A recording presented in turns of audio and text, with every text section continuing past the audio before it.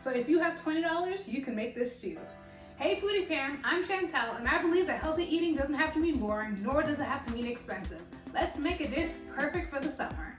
In this bowl, I have some grated zucchini, and I'm going to put a little bit of salt on top of it and let it sit for about 10 minutes because we want to drain off any excess liquid from our zucchini.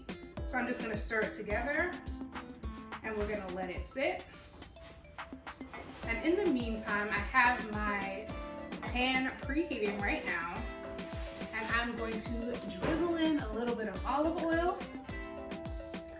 and we're going to put in some thinly sliced onions, and I'm actually going to be caramelizing these onions, so I'm also going to sprinkle in a tiny bit of salt as well. This is a low and slow process, so we're just gonna let it do its thing.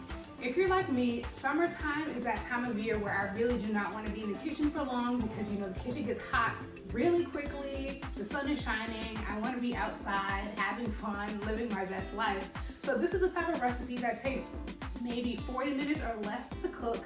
You don't have to turn on your ovens, you know, you're not in here for long, and that's why I love this one so much, especially for the summertime. The onions are getting a nice color to them now. They're like a light brown color, and that's what we like. I also added in a little bit of water just to avoid them from burning while they caramelize. So we're just gonna let this go for another 2 to 3 minutes. In goes some thinly sliced baby bell mushrooms. And I'm going to saute this up for a few minutes as well, releasing most of the moisture. Sprinkle in my minced garlic cloves last because like I always say, burnt garlic is nasty. So I let this go for a minute or 30 seconds. And also I want a little bit more of this liquid to cook out, so we're just gonna let this go. Turning off the flame now, I'm going to transfer this mushroom mixture to a bowl and allow it to cool down completely. Here's a cool kitchen hack for you. If you want your food to cool down quicker, lay it out in a single layer on something flat, and it will cool down significantly faster than if it was in a bowl or a pot on top of each other. This is the part of the episode where you relieve all of your anger and stress.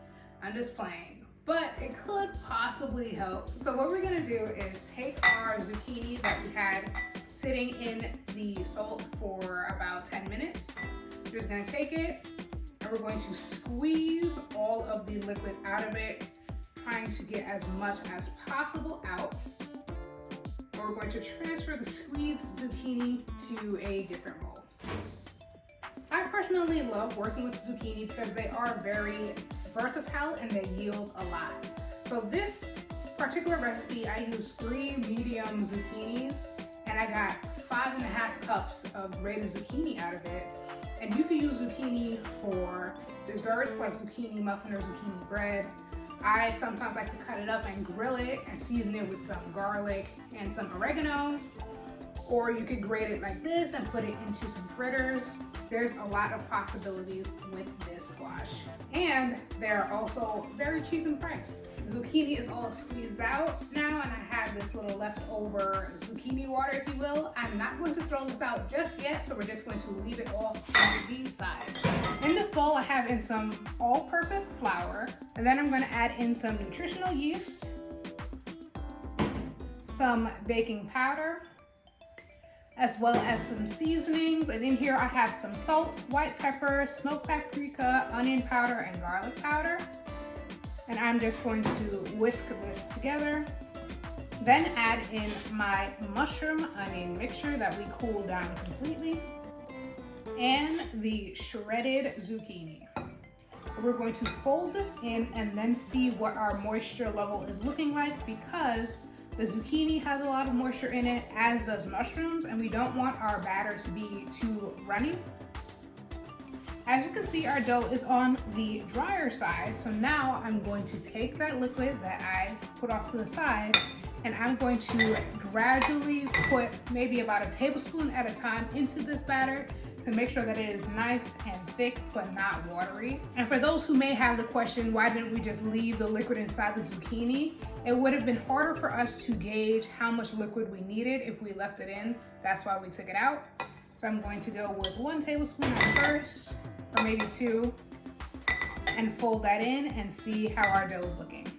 I ended up dishing the rubber spatula and getting my hands right in there. So I ended up using 5 tablespoons of the zucchini liquid. And I really wanted my dough to be sticky, not watery, and not too dry. So this is the consistency that we want. To the same pan that I sauteed up my onions and mushrooms in, I'm going to add in some olive oil, about a tablespoon, and we're going to heat that up. And with an ice cream scooper, I'm going to scoop out some of our batter mixture and put it directly into our pan. And then I'm going to flatten it out. Sometimes you may need to use a spoon to help flatten it out as well. After about 3 to 5 minutes, I take my fish spatula and I get under the fritter and I flip it and get that lovely golden color.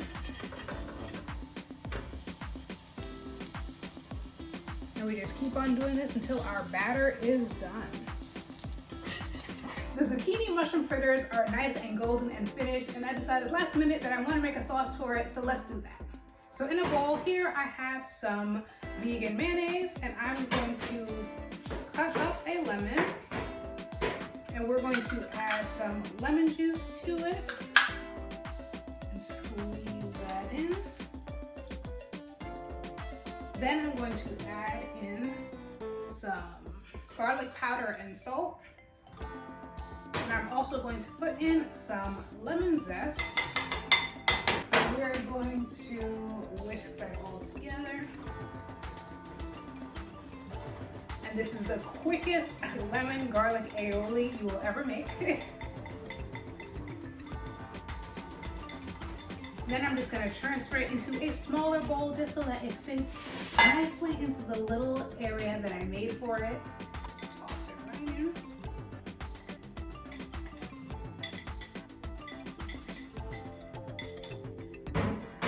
Transfer it into our little section.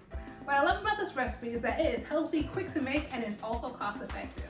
So if you have $20, you can make this too.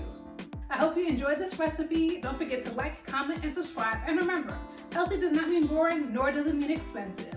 See you next time.